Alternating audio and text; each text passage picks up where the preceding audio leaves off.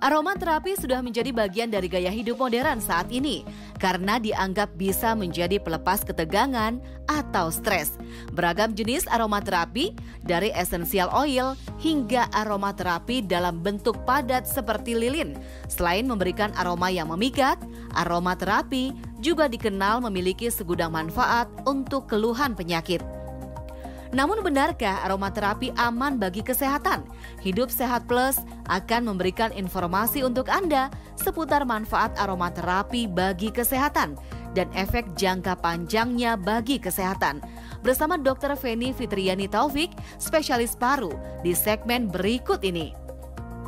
Di masa pandemi ya, orang lebih banyak di rumah, jadi mencari berbagai cara supaya lebih nyaman di rumah. Nah, salah satunya dengan menggunakan aromaterapi.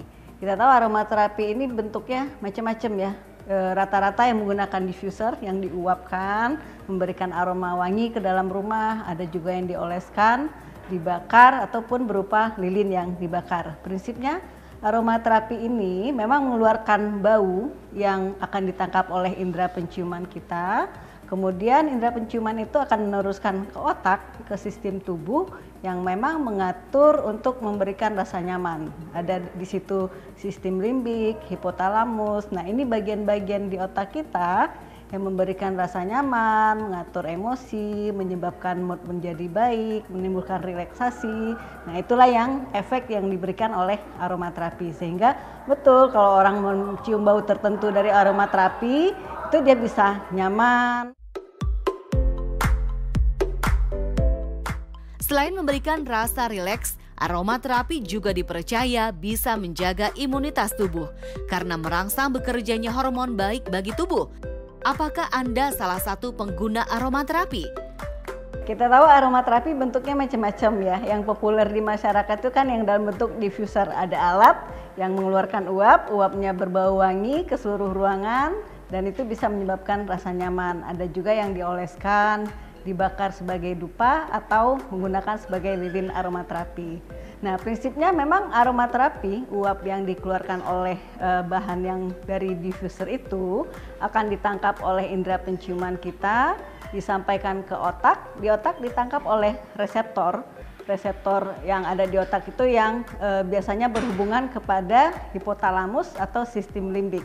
Ini adalah sistem yang mengatur rasa nyaman, mengatur emosi kita, mengatur suasana hati, sehingga memang benar kalau kita mencium bau yang menyenangkan itu akan timbul sensasi nyaman, rileks di tubuh kita. Nah, itu cara kerjanya aromaterapi yang selama ini banyak digunakan oleh masyarakat.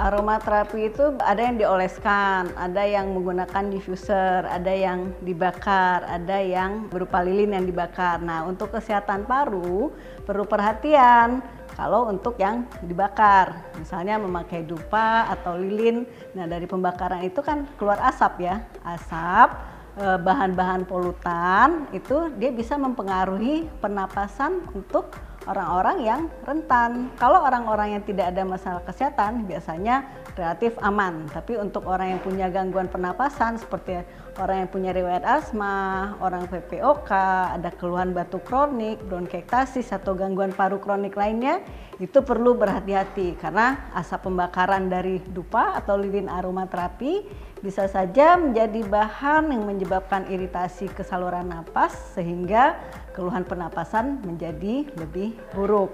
Yang asma bisa sesaknya bertambah, wheezingnya bertambah, sehingga alih-alih mendapat rasa nyaman, yang timbul adalah keluhan pernapasan yang makin menjadi lebih buruk. Aromaterapi tak hanya bisa mengurangi stres, hingga digunakan secara terus-menerus dan menimbulkan efek adiktif atau kecanduan. Lantas bagaimana cara menggunakan aromaterapi agar bermanfaat bagi kesehatan? Pemilihan aromaterapi tentu satu, pilihlah bahan yang memang direkomendasikan oleh kalau kita di Indonesia BPOM ya, jadi lebih terjamin aman untuk kesehatan. Kemudian digunakan sesuai aturan kalau dipakai di diffuser, bagaimana aturannya, dan jangan lupa kalau menggunakan diffuser sering-sering dibersihkan. Jangan alih-alih mendapatkan aroma yang wangi, kalau tidak dibersihkan, tidak dirawat dengan baik, malah menjadi sumber penyebaran penyakit, bisa virus, bisa jamur. Nah, itu tentu tidak kita inginkan.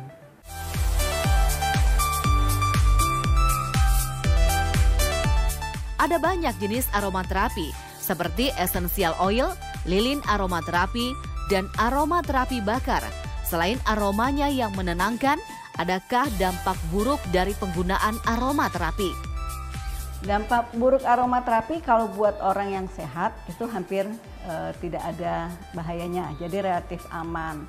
Yang perlu jadi perhatian adalah untuk orang-orang dengan penyakit pernapasan kronik seperti penderita asma, penderita PPOK, orang bronkitis kronik, orang yang sudah dengan gangguan paru yang kronik. Nah, itu perlu berhati-hati.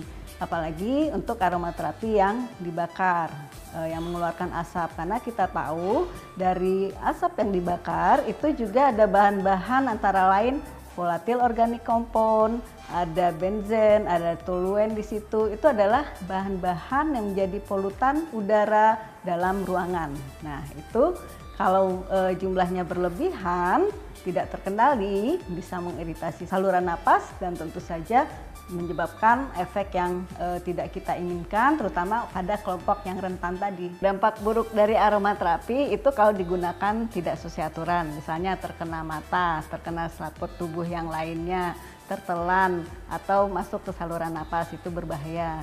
Kemudian aromaterapi itu selama ini yang ada bukti ilmiahnya kan untuk memberikan rasa relaksasi, rasa nyaman, kalau ada gangguan tidurnya bisa jadi lebih baik.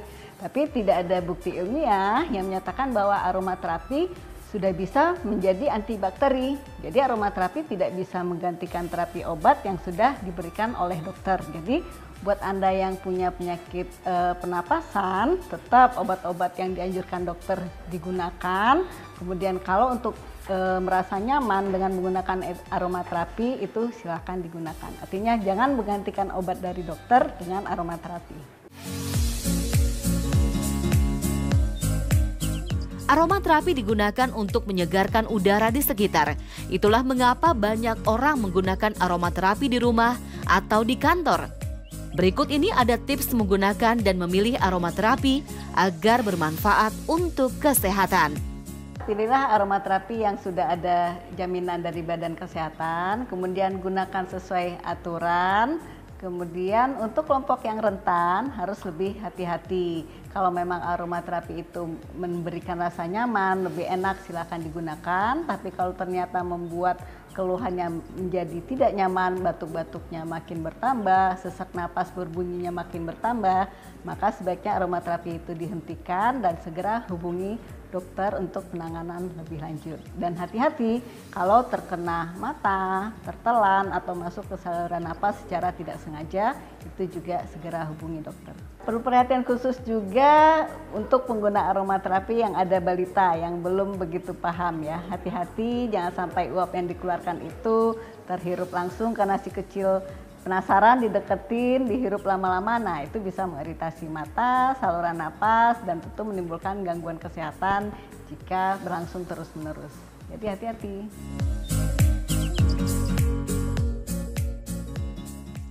Aromaterapi itu cukup aman, tapi harus hati-hati untuk kelompok yang punya masalah kesehatan respirasi. Saya, Feni Fitriani, dokter spesialis paru untuk Hidup Sehat Terus.